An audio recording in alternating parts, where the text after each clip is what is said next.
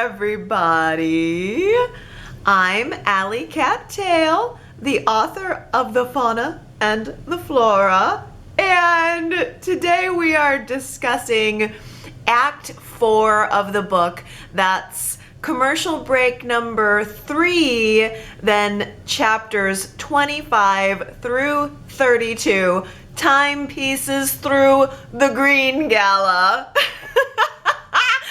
Okay, let's go nuts. Let's go nuts. Oh, it would not have been a proper soap opera if Kathra and Gillian did not erupt into a cyclone of fur and feathers. It's a cat fight, but no cats, but much more animalistic than the usual cat fights we get in soap operas, huh? Oh my goodness. The funnest part of the whole book right here. I mean, I really feel like the true beauty of the Kathra-Gillian conflict is that they are so opposite. Kathra is so composed throughout the entire novel. She is established. She is rich. She's regal. When she walks into the meadow, making eye contact with no one, you can just picture it. She is in a class all her own. And that's why Gillian, in all of her wildness, in all of her boldness, her outrageous nature, she's the perfect contrast, the perfect foil for Kathra's steely composure. Gillian knows exactly what to do to get under Kathra's skin, under her feathers. And she does it perfectly. Oh, the headpiece, the dress made of feathers. Gillian is mocking Kathra publicly, and it worked. Gillian got exactly the reaction she wanted, minus a patch of her own fur. There's that. I mean, thinking back on everything that we've read so far, when you start out the book, when you begin reading the Fauna and the Flora deep in the outer forest, you've got the dead doppelganger, this mysterious event, everything's so serious. I don't think you ever imagine arriving here. I don't think you ever imagine getting to this gala and the way it all unfolds, because the tone is just so much different. But I think that's what really makes it an even more satisfying payoff, you know? Well, that and the cake nuts. But for as wild as the Kathra-Gillian fight was, I feel like the real star of the gala is Macy. Macy's story arc is so beautiful and so poignant and just so heroic and identifiable in a way. Macy is someone who clearly struggles with her own identity. She's someone who struggles with having any self-confidence at all. She lives in the shadows of her very successful brother and sister. Macy does not demand the spotlight, and yet it finds her anyway. Those are Tanny's words. My favorite moment of the entire novel, single favorite moment, is Macy's run-in with Tanny as she's running up the winding path, away from the meadow, away from the party, away from the heartbreak.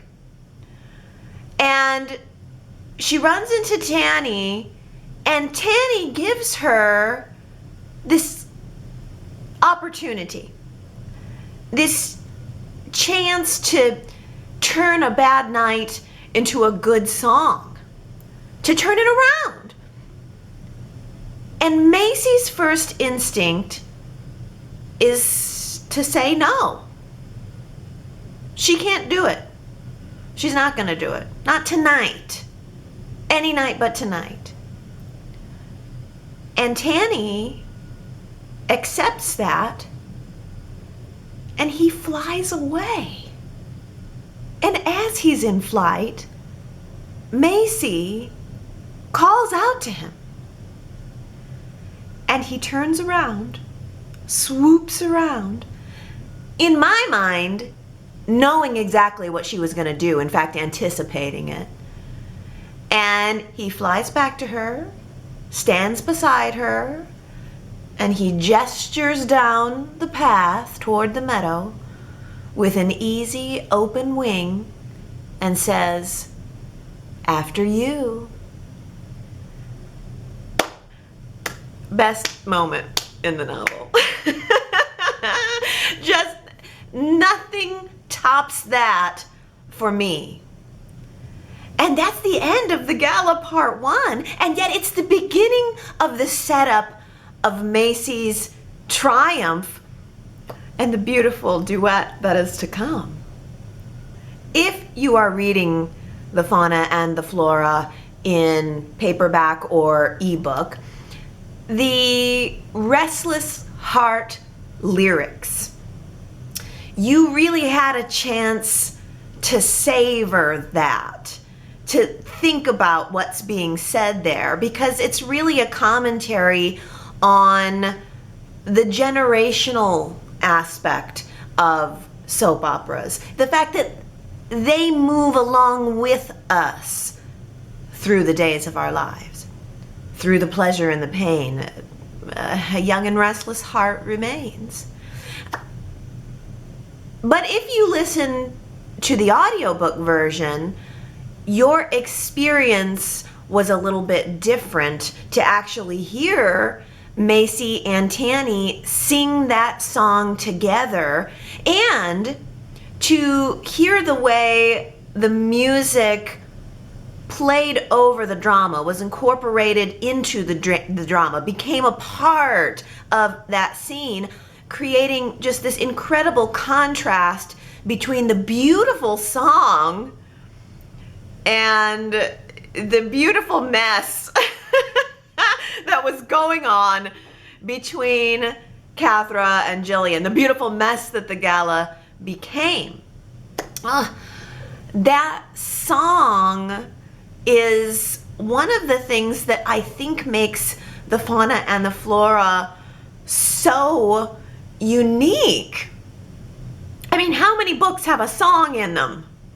Macy's triumph was fueled by her heartbreak, which is a heartbreak that Ashlyn also shares with her. I love the setup of Ashlyn and Brack that comes right before the gala. That lab scene is the last scene before the gala begins, and it sets up this nice little almost D-plot that you don't know is coming, and yet it is so powerful, and the payoff is huge. Even huger than Brack's ego, which is pretty huge. That impressive tail. Brack has got an impressive tail. Subscription delivered.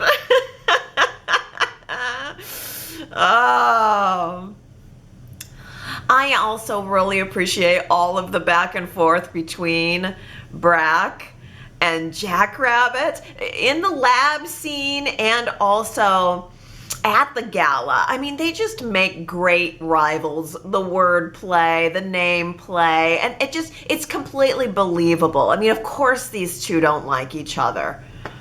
Brack wants to climb the corporate tree, and he used Macy to do it. He did. And yet, Brack's heart belongs to Ashlyn. So there's still that shred of vulnerability there. One more note on the lab scene that I have to mention before I move on, because it leads to my second favorite moment of the gala. The gift basket. So much time and effort and focus is devoted purely to the building up of that gift basket. I mean, its visual presentation, you can see it. The scents inside, you can smell it. The work that went into its creation, you can feel it. And you get the sense that Jackrabbit really loves it, that he really appreciates its artistry, and that he can't wait to give it to Mickey. And then the second he gets to the gala and sees something that he appreciates and loves even more, Mickey, he tosses that basket into the arms of the nearest server like it's nothing. That moment is so Jackrabbit. And I will never not appreciate that. There are so many moments to appreciate from the gala. I know I won't be able to get to all of them. I'm gonna miss a million things. But I love how so many stories were woven together at the gala. Jackrabbit versus Kathra, Mickey and Victoria, the shared moment of Mickey and Victoria mourning Victor and then coming together again, mother and daughter, after having such a rocky time after his death. It makes me cry. Them standing there at the memorial looking at photos of him, Mickey looking back and forth between them and shaking her head, Victoria and her resolve to start working in the mailroom. I mean, hearing it, reading it makes me cry every single time. And especially because I think the audiobook voicing for Mickey is especially good there. It just slices into my heart. I also love Victoria and William's second missed connection in the book on the balcony. That's another favorite moment for me. I love that scene. It's so romantic. It's Romeo and Juliet that doesn't quite connect. I also really appreciate John coming out of retirement, his announcement. I really appreciate the Abbott family hug, that sense of togetherness, which William is not a part of, by the way. Notice. I think it's by choice, but William is certainly positioned as separate, which I think will play a big role in the future. And let us not forget Leanne Lovely. Oh no! Let us never forget Leanne Lovely. Her performance there is second to none. She is exactly as annoying as you want her to be. Oh my goodness. The drama is the entertainment. The ending there, the understanding that the crowd is the allegory for the soap opera viewer. They know it's absurd what they're watching, but they will be tuning in tomorrow anyway. I mean, don't you feel that? Honestly, the whole book could have ended right there and it would have been a perfectly good ending, but it did not end right there. The gala wraps up a lot, if not most, of the Chenoa City drama, but we're not done yet because the drama is still unfolding in Southbrook. Victor's identity has been revealed, and really the only question that the story has yet to answer is, what's he gonna do about it? What's his next chestnuts move? Well, I hope that you had a wonderful time with Act 4. I hope that you felt a part of the gala. I hope you could see it. I hope you could, feel the decor. I hope you could see all of the elegant outfits. I hope you felt there. I hope you could hear the music. And I hope you come back for our final discussion next week. We're going to be talking about chapters 33 through 36. That's the beginning through Revelations. No, Resurrection. Plus commercial break 4 and the credits. I didn't even talk about commercial break 3 though, and the great contrast of this elegant perfume coming off the waft of a contrast of scents from Gillian and Leanne. There's just so much still to talk about. I hope you're prepared for a cliffhanger, because you're gonna get one. But in the meantime, why don't you tell me your thoughts about the gala? Ooh, best and worst dressed. Kathra versus Gillian. Who are you rooting for? Victor versus Jackrabbit, because you know that's coming. There are bongs in the boardroom, you guys. There are bongs in the boardroom, and the telltale heart is beating from the portrait on the wall. Until next time, bye.